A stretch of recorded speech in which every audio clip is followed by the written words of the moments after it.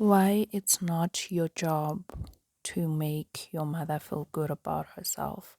The key point there being it's not your job to make your mother feel good about herself. We're going to discuss why that's not your job, because the underlying message here is that it's not your job to make your mother feel good about herself.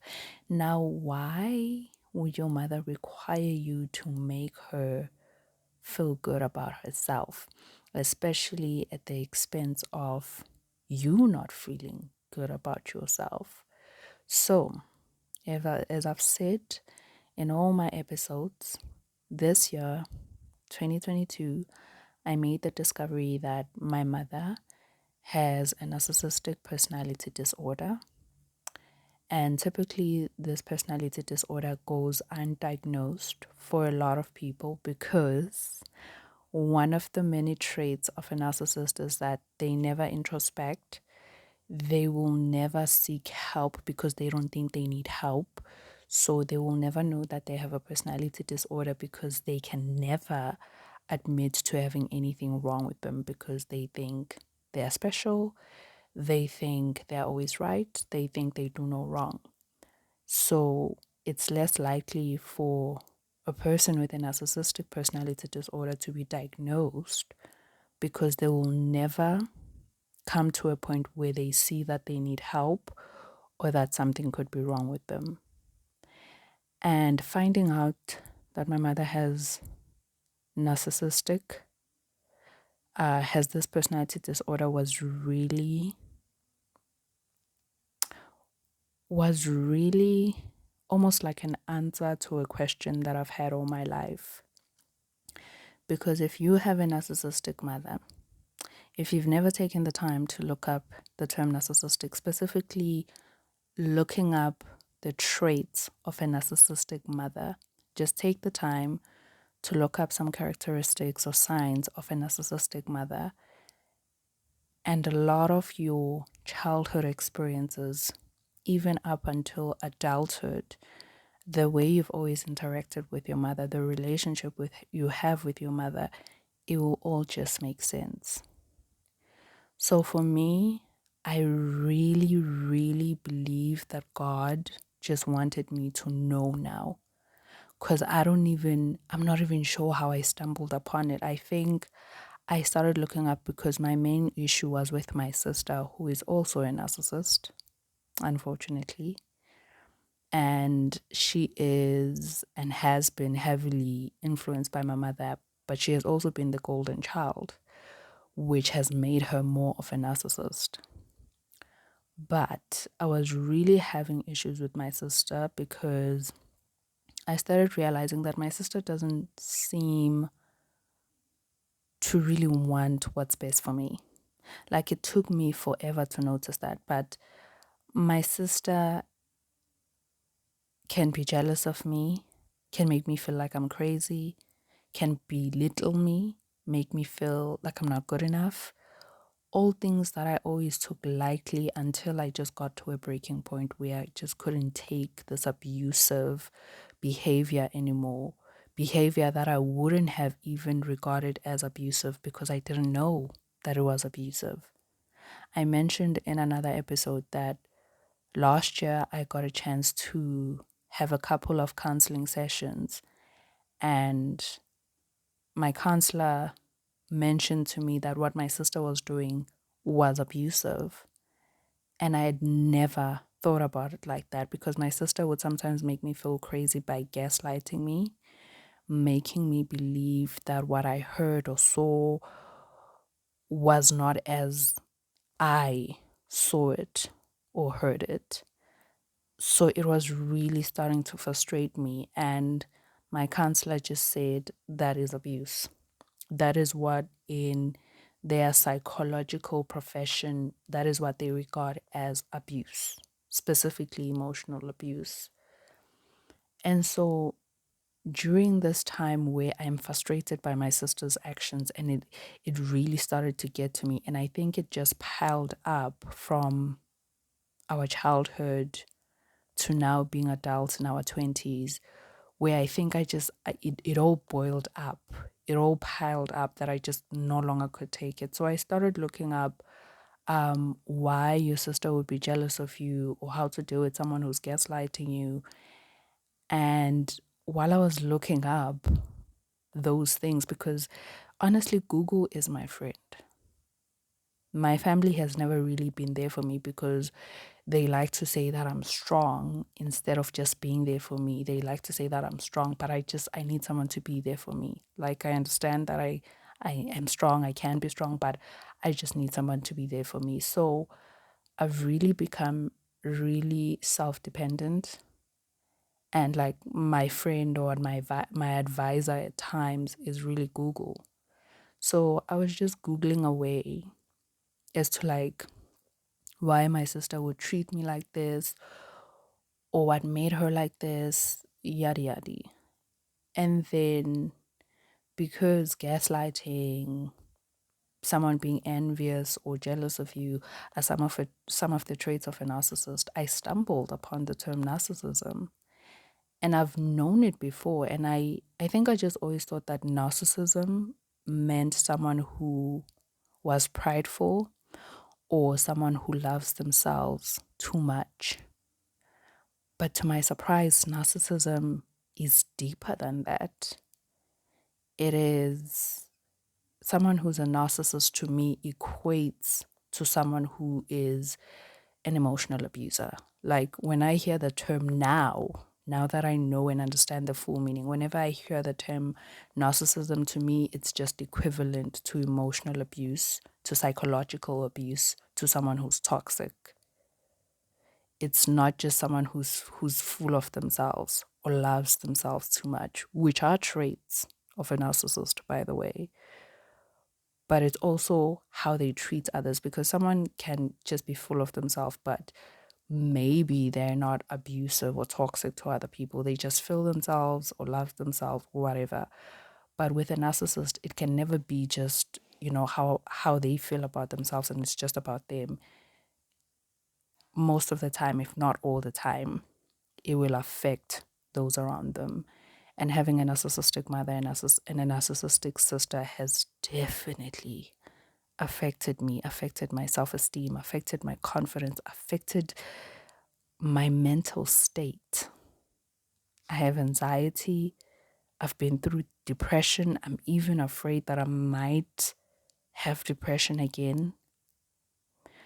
But through the process of just trying to figure my sister out and trying to find ways to deal with all the abuse, as I had realized, with all the abuse that I keep receiving from her, the term narcissism pops up. And then I just go with that and I look it up. What exactly is narcissism? And I really just get into it. And as I read all these things, something that started about my sister, and I realized that, okay, yeah, my sister does fit in this category. But it then just takes me deeper and further into discovering that the root cause and the problem here has been my mother, who fits perfectly with every narcissistic trait, like every single one. If you look up signs of a narcissist, my mother fits every single one. And it's an illness. That is what it technically is. That is what it is considered in the profession of psychology. It is an illness, a personality disorder. And all my life, there have been times where I just kind of knew that something wasn't right with my mother.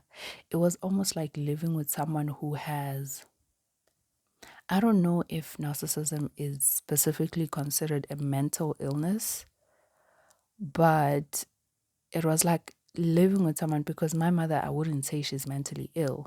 I guess that's why it's referred to as a personality disorder, because she's not necessarily mentally ill.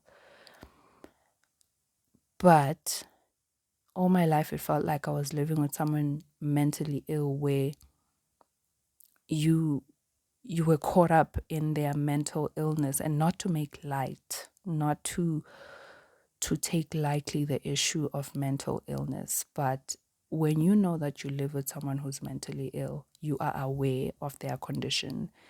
It is much better for you to address that person or deal with that person, interact with that person because you are aware that they have a mental illness. But when you don't know, it is so challenging.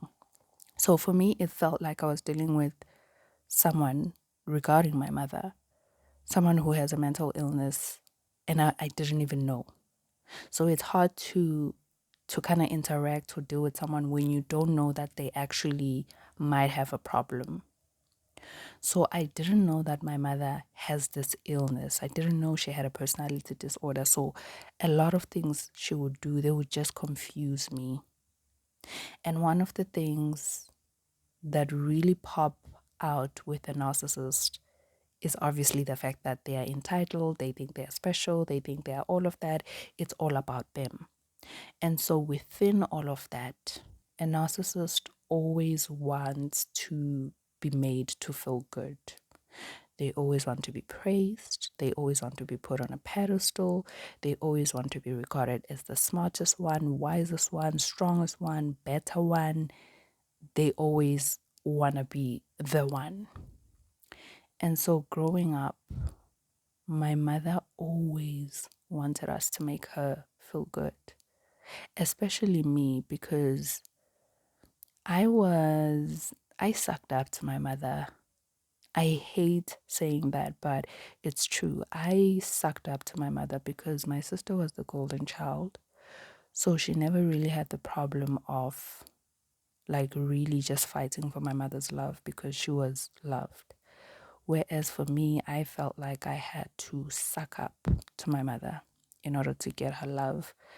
I mean, back then, I wouldn't have said that. I wouldn't have said that I was sucking up to my mother or that I had to fight for my mother's love because I didn't realize that that is what was happening. But now I look back and I see that I've always had to fight for my mother's love. And I think that's also just one of the signs that you can tell that your mother has some personality disorder or a narcissist, is that if you felt like you could never really reach her, you felt like she was never emotionally there for you, you can never really open up to her. And I'm not talking about opening up here about like, oh, like I have a boyfriend and I can talk to my mother about that.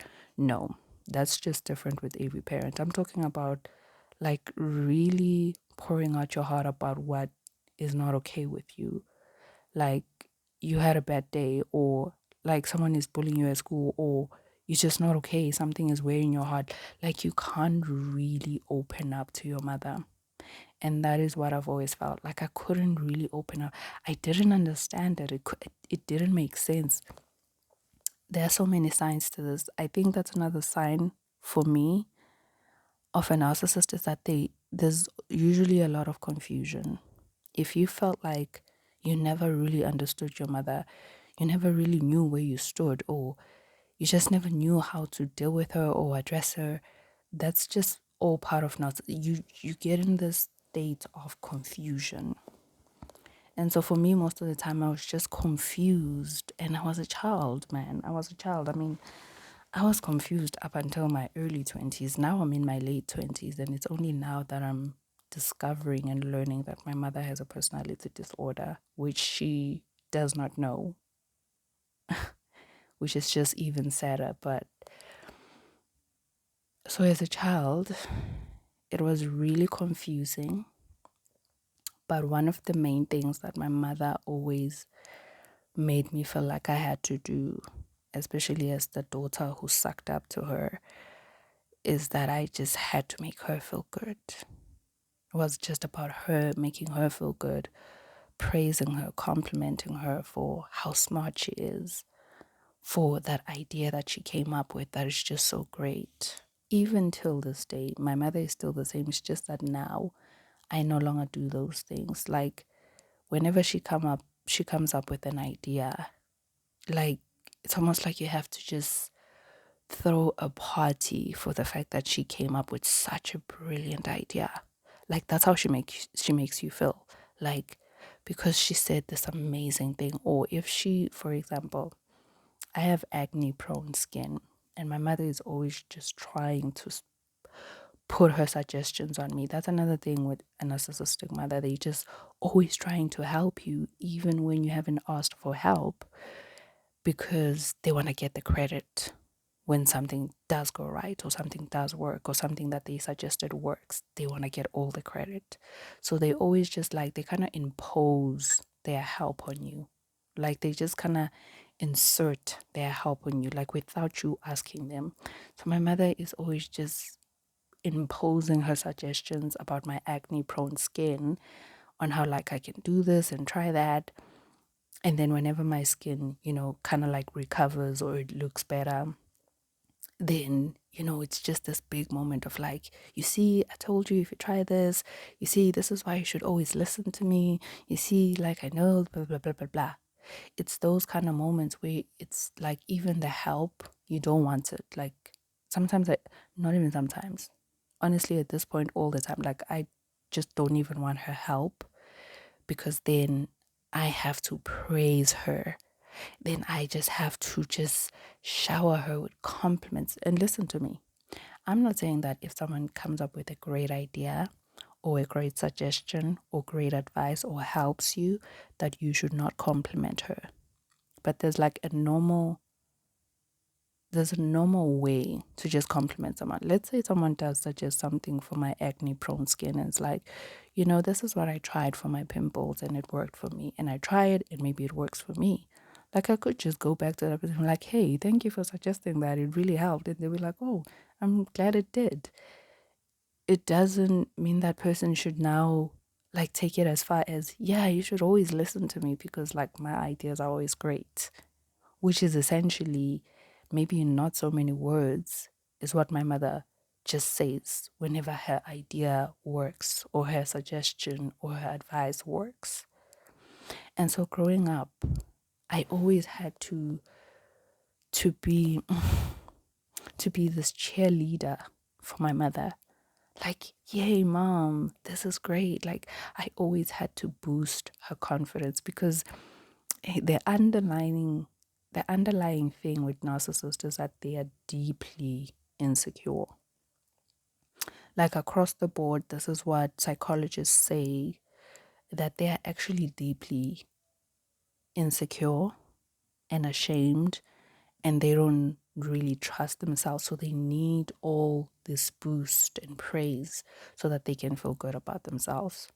And because they are people who lack and cannot self introspect, they never deal with their insecurities or shame that, excuse me, they never deal with the insecurities and shame that they have. And so they always need other people to just make them feel good. So instead of addressing whatever issues they have within, because we all have our own insecurities, our own shame, imperfections, and flaws that we deal with, but it is our job. It is every single person's job to deal with those things. It is not the world's or other people's role or responsibility to make you feel good by constantly praising you and giving you compliments, showering you with compliments, thanking you for doing this and that for them. And that is what my mother required of us as her children, specifically my sister and I. Like we needed to shower her, specifically me, because my sister was the golden child. So she didn't really need to do that. But for me, because I was the sucker upper, no, that's not a term, because I was the one who always sucked up to her, I constantly did that because this even made me a people pleaser. I wanted to say that because I was a people pleaser, but I didn't suck up to her or try to please her because I was a people pleaser. But because I sucked up to her and tried to please her, it made me a people pleaser. Do you understand what I'm saying? I don't think I would have been a people pleaser if it was not for my mother always wanting me to please her, make her happy, suck up to her, just fight for her love. I don't think I would have been a people pleaser. Or even if I was, maybe it would have originated from something else, maybe from a different circumstance or experience. But I am certain now at this point that me being a people pleaser, which I've gotten so much better at, me being a people pleaser came from me always trying to please my mother, always trying to make her feel good, always trying to boost her confidence. Listen, like if we all had to boost each and every day someone's confidence, like we would never go on with our lives. This is why it is an individual's responsibility to work on their self esteem, to work on their confidence, because there are a lot of things that can actually make you doubt yourself or have a low self esteem. Things like maybe you were bullied at school, it could have been something in your family. There are a lot of things that could, there are a lot of things, a lot of reasons that could result in you having a low self esteem, not trusting yourself, doubting yourself, having insecurities. But it is our own responsibility. We each owe it to ourselves, to our community, to our loved ones, to our society to work through those issues. Because imagine how the world would be if we all had the excuse to either be rude or mean or lack in some way or not be approachable because we had some traumatic experience. The world would not function if everybody could get away with being maybe defensive, with being rude, with being whatever unhealthy way towards others because you had a traumatic experience. And this doesn't take away from the fact that you might have had a traumatic experience. It could have been horrible, it could have been terrible. But imagine how the world would be if we all just had the excuse to be horrible people because something horrible happened to us. We owe it to ourselves. It is our responsibility. There's this quote that I like. I don't know who it's from, but it says, it's not your fault, but now it's your responsibility.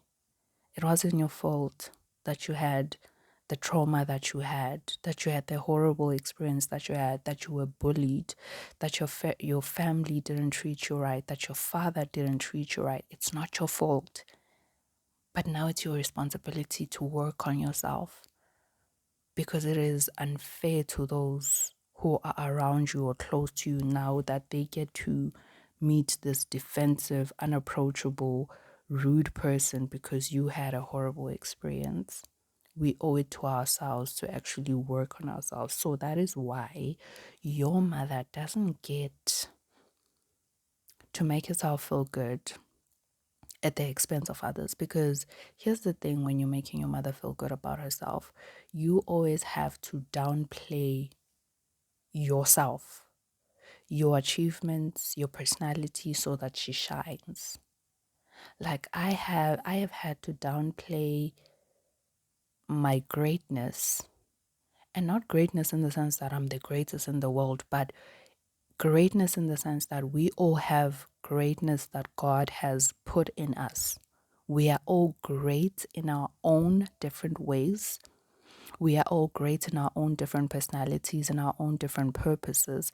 I've had to downplay the greatness that God has put in me so that my family shines,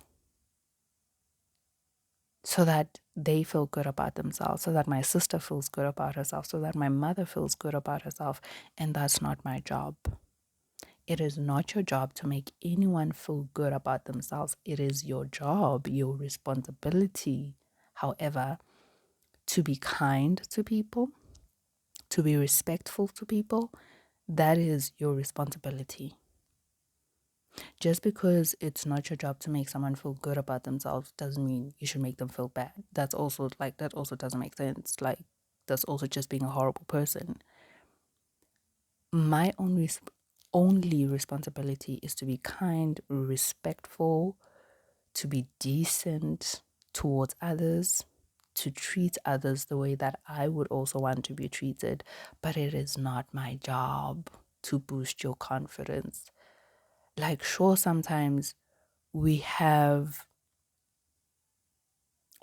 chats with each other where we have to encourage each other, where we have to uplift each other, but that can't be my daily job.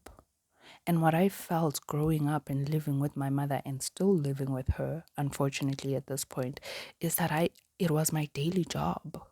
Like living with a narcissist. When you live with a narcissist, whether it's your narcissistic mother or your narcissistic sibling or a narcissistic partner, it is your daily job to make them feel good. And no one has that job. Like there are times when we encourage each other, uplift each other, motivate each other, remind each other of how great we are. But it is not my daily job to make you feel good. It's exhausting. It's exhausting to always constantly have to praise someone so that they feel good, to tell them how great they are. No. Like to marvel, like it, it's exhausting to always have to put up this act like anything that they come up with is just brilliant. Anything that they say, it's brilliant. Anything that they do, it's brilliant. It's exhausting. It's exhausting from her. Like anything she says, any idea that she comes up with, like it has to just, like we have to marvel and just be like, wow, how did you come up with that great idea? It's an exhausting job to always do that for somebody. This is why everybody needs to work on their self-esteem so that they don't need this constant validation from other people, because if you constantly need people to say how great your idea was, how what you did was so cool, that's constant validation. You need constant validation from other people. Yes, there will be times where people do say that, oh, that was a great idea. What you did was great. What you did was cool. But if you constantly need that, and I did, listen, I also did, because being raised by a narcissistic mother means that you are probably going to take some narcissistic traits from her. And that was one of the narcissistic traits that I adopted from my mother, was that I constantly needed to be validated, to be told that what I did was great, because that's what I had to do for my mother. And because that's what I had to do for my mother didn't do it for me. My mother didn't tell me how great I was, which is actually a parent's responsibility. Now that's her job. Like it's not our job as a world, as a society, to be constantly validating each other, but a mother, a parent, because this child comes into this world not even sure of who they are, still finding their foot, still finding themselves and their personality. It is a mother's duty, a parent's duty, a parent's job to guide, direct the child as they find their personality, to let them know that you are great, baby girl. And my mother, because she needed to be told how great she was, she never told me, she never told us as her children how great we are. She never boosted and built and established our confidence. And it's hard when you haven't had that solid foundation laid by your parent, that solid foundation of self-esteem, of knowing that you are beautiful, you are smart, you are great, you are God's perfect, amazing creation. Not that you are perfect yourself, but you are a perfect creation of God, okay? Because nobody's perfect. It's hard when you become an adult, because now you almost have to now mother yourself. You have to parent yourself, because now you have to teach yourself these things. But again, it is your responsibility. I was raised by a narcissistic mother. It was toxic, it was confusing, it was unhealthy, it was emotionally abusive, psychologically abusive. But now it's my responsibility to mother myself, to parent myself, to teach myself certain things, to learn certain things. It is my responsibility to now change certain things and teach myself certain things, because I can't, go on in an unhealthy emotional manner and then blame it on the fact that my mother was a narcissist and she had a personality disorder and she had an illness. And so I didn't have a great upbringing because I didn't. The point of this is that it is not your job, nor will it ever be your job to make your mother feel good, to constantly make your mother feel good. It is not your job. It will never be your job. It was not my job. It's still not my job. And I refuse to make it even any second longer my job. It's not my job to make my mother feel good. It's not my job to make anyone feel good about themselves on a constant daily basis.